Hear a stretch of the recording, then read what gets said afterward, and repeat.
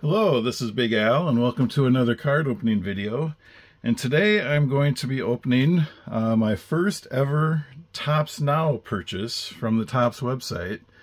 And I think many of you probably know what Topps Now is, but for those that do not, I'll let you know that when there's like a significant event in baseball, say there's a no-hitter thrown, or a batter hits 3 home runs in a game, say, Topps produces these Topps Now cards to commemorate these events.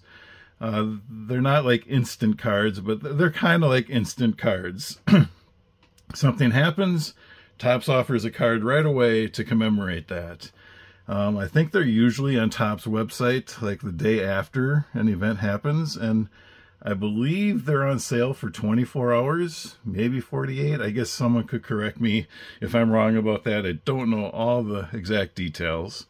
But recently I made my first ever Topps Now purchase, and I'm going to open it and show the card, and then I'll kind of talk about why this was the card that prompted me to be my first purchase from Topps Now. Now there is a chance for some parallels in here. My understanding is that if you get a parallel, you get 2 cards. You get the parallel card, plus you still get the base card. So if there's a parallel, there'll be 2 cards in here. So here's the packaging. I took it out of the mailer. So got a little Topps Now envelope here. So I will open this flap, and it's in a little case here. And I'm going to take this off screen a second so I can get the top off this easier. Yeah, it's not. Alright, it's being stubborn. There we go. And I'm going to put this card in a sleeve right away because I might be touching it. Alright, here we go. So here is my first ever Topps Now card, and it is Josh Gibson of the Homestead Grays. It says, baseball legend becomes MLB career batting leader. And I'm just going to read what it says on the back. I'll see if it's in focus. A new king is wearing the all-time MLB batting crown. Major League Baseball announced Wednesday that they will be integrating stats from the Negro Leagues, which operated from 1920 to 1948. That change will seat baseball legend Josh Gibson at the head of the career batting average table. Gibson, who hit for a mind-blowing .372 average over his 14-year career, surpasses Ty Cobb's record of .367. He will also hold the single-season batting average record as he hit .466 in 1943. So, I obviously didn't get a parallel, so that's a little disappointing, but I'm still happy to get this card. And why was this the one that prompted me to buy it? Maybe I'll just put this on a stand. Why was this the card that prompted me to become my first Topps Now purchase? I guess I just thought that this decision to integrate the Negro League stats was a important historical thing, an important decision historically.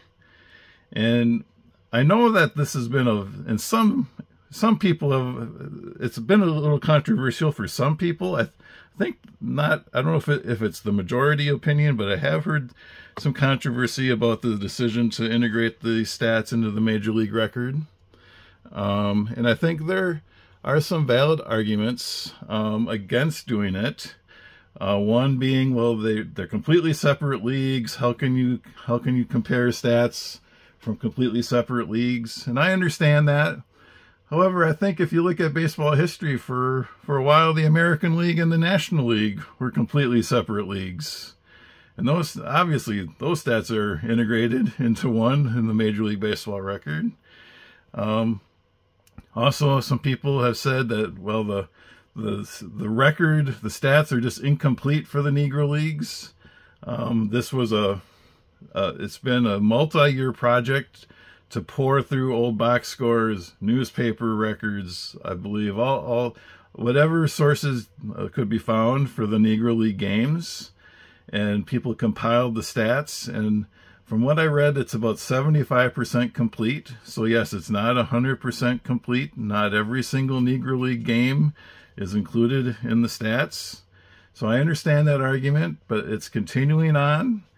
And they felt that they were at a point where they could integrate the stats. They had gotten enough of the data to feel confident to integrate the stats with the historical record. And so I know that that area, people are still working on that. So yes, that is a valid argument, I think. Also, the Negro League seasons were shorter, or at least the official Negro League seasons were shorter. There's a lot of, like, they did barnstorming games against like club teams or city teams. They would travel from city to city and just play games, barnstorming. Those games are not included in the official record. They were only including stats from like official Negro League games, like not against, if a team travels to a small city and plays against the city high school team or whatever. Those barnstorming games are not included. So yes, there are a lot fewer games than the major leagues played at the time. Like Ty Cobb has far more games played, far more at-bats than Josh Gibson. And I understand that sample size argument, but it's not like Josh Gibson played for like just one season. It was 14 seasons, and hitting 372 over 14 seasons is still nothing to laugh at. The one argument that I've heard that I have no time for, that I'd completely dismiss, is that the competition level that the Negro Leagues played against is not as good. Well, Josh Gibson didn't hit against the pitching that was as good, or so forth.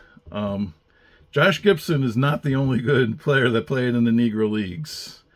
By all accounts, Josh Gibson was as good, and Josh Gibson and many others in the Negro Leagues were as good or better than players in the Major League Baseball at the time. And so I do not buy that argument at all. Josh Gibson maybe didn't face this really good pitching in Major League Baseball, but you know what? Those pitchers didn't face him. So I do not buy that argument for a second.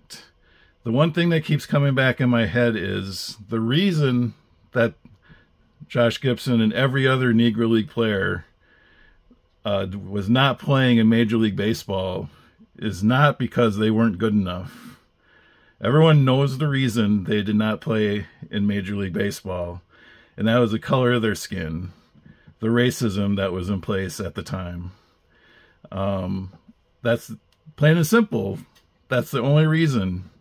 They were plenty good enough to play against those players, but they were forbidden because of the color of their skin.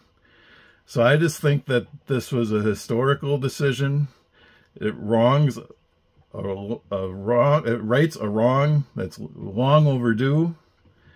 And it was important to me when I saw this card. It was important to me to own it. Whether I got a parallel or not, whatever. I didn't get one. Too bad. I still want to own this card. And I'm posting this today specifically because today is Juneteenth, the Juneteenth holiday, relatively new federal holiday. And I'm actually off work today. My employer gives me, it's a corporate holiday for us, so I don't have to work today on Juneteenth.